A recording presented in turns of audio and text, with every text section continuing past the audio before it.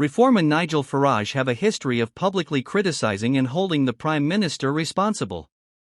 It's good because most parties do not hold him to the same standards. In today's video, we'll go over Farage's most recent criticism of the Prime Minister as well as the most recent news from across the nation. But first, please hit the like button, subscribe to the channel, and become a part of our rapidly expanding community. Reform UK leader Nigel Farage has taken to social media to attack Keir Starmer for 3 decisions he has made since taking office. Speaking on X, Farage said that the Labour Party made a terrible decision by sending up to 100 staff members to the United States to campaign for Harris in several battleground states. In October, it was announced that the UK would cede the sovereignty of the Chagos Islands to Mauritius after more than 50 years. In addition, Farage insulted the incoming Trump administration by claiming that the decision secured the military base's future. Making sure we had a secure base was the most crucial thing, Diego Garcia Starmer told reporters. The Prime Minister also faced criticism for sending nearly 100 members of current and former Labour Party staff to the US in the coming weeks to support the Harris campaign in the US election. In a post on X last week, Labour's head of operations stated, "I have nearly 100 Labour Party staff going to the US in the next few weeks heading to North Carolina, Nevada, Pennsylvania, and Virginia. I have 10 spots available for anyone available to head to the battleground state of Carolina, and we will sort your housing." The Labour activists were expected to cover their own airfare and car hire, but were informed that Democratic volunteers would cover their lodging. Farage noted that the UK's ties with the US would suffer if Donald Trump were to win the US presidential election. In a statement announcing the case, the Trump team referred to Labour as a far-left party that has served as the inspiration for Saleh's dangerously leftist ideas and language.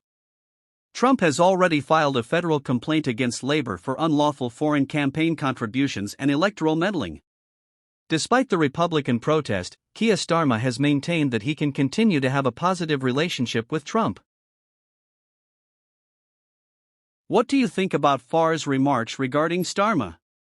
Please share your thoughts in the comments section of other news articles where Labour has been accused of kowtowing to trade unions by removing the requirement for a 50% turnout and giving members the chance to strike for twice as long. The Employment Rights Bill, which passed its second reading earlier this week, has outlined ways to give unions more power, including the ability to strike for up to 12 months. According to Prime Minister Angela Rayner, the government is working to repeal ideologically ineffective anti-union legislation, and if it passes, it will allow union leaders to plan walkouts with the support of a simple majority because ministers have decided to do away with the requirement that unions must have 50% of the vote in order to organize. It also gives union bosses more authority to access workplaces and flexibility in taking time off work to organize such strikes as they stand to receive official recognition. A majority vote in a workplace vote with a turnout of at least 50% is required for industrial action to be legitimate, and unions must guarantee that 10% of the workforce is a member. Rayner pledged to go further by empowering working people's voice by facilitating trade union recognition, granting them access to workplaces, and ensuring that they have adequate time to speak on behalf of their members in the House of Commons on Monday. A pro-worker economy is a pro-bus economy, according to Business Secretary Jonathan Reynolds, and this legislation will give working people the New Deal that Labour promised in their 20124. Successful businesses already understand that strong employee rights translate into strong growth possibilities, and we're delivering real change for working people nationwide while advancing our purpose for growth and improving people's lives, according to Manifesto Rayner. The Deputy Prime Minister and Business Secretary opened a consultation on Monday outlining Labour's plan to make work pay. She added that the historic legislation aimed to expand employment protections for British workers, calling it the biggest upgrade to rights at work in a generation. It stated that more days were lost by Britain due to industrial action in 2022 to 2023 than in any other year since 1989.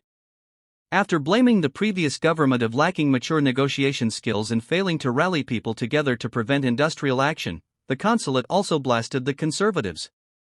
Additional revisions to the employment rights law would allow employees to go on strike without a formal vote if they had a legitimate fear of being in grave or immediate danger.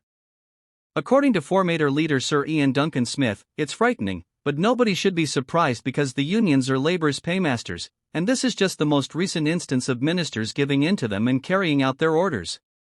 It's retaliation for all the labor donations they've made over the years, and if we're not careful, we're on the verge of undoing all the lessons learned in the 1970s, giving the unions the power to hold the nation hostage and destroy the economy without any genuine mandate.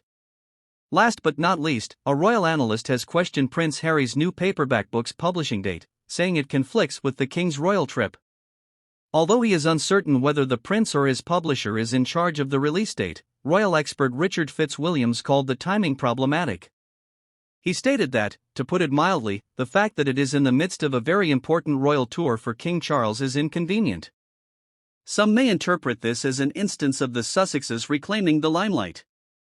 Harry and his wife Meghan Markle left their official royal duties in 2020 and moved to California with their two kids, Lilibet, age 3, and Archie, age 5.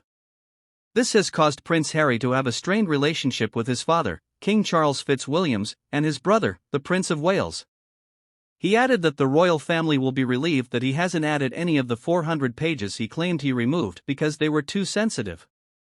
He also said he isn't doing any interviews to promote it, as the memoir paints the royal family in a very negative light. The release date is often the publisher's responsibility rather than the author's. Today saw the release of Spar's paperback edition, which will have the same cover and no new content. What do you think of the topics we covered in today's video? Please share your thoughts in the comments section below. If you haven't already, please like this video and subscribe to the channel for more British content. Thank you, take care, and goodbye.